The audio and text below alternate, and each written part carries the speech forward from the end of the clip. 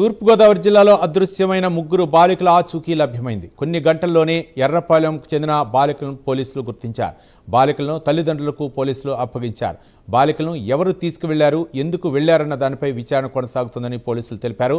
ఘటనపై పూర్తి విచారణ చేస్తున్నామన్నారు పోలీసులు.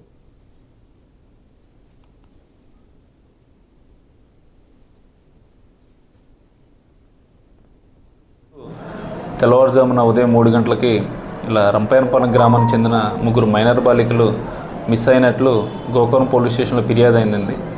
దాని మీద ఇమీడియట్గా కేసు నమోదు చేసి ఉన్నతాధికారుల సూచన మేరకు మా ఎస్పీ గారి ఆదేశాల మేరకు అలాగే డిఎస్పీ గారి సిఐ గారి ఇన్స్ట్రక్షన్స్ మేరకు టీమ్స్ ఫామ్ చేసి అతి త్వరలోనే ముగ్గురు బాలికలను కూడా క్షేమంగా రక్షించి ఇంటికి తీసుకొచ్చి వాళ్ళ పేరెంట్స్కి అప్పచెప్పడం జరిగింది. సో కొన్ని కారణాల వల్ల వాళ్ళు వెళ్ళిపోవడం జరిగింది.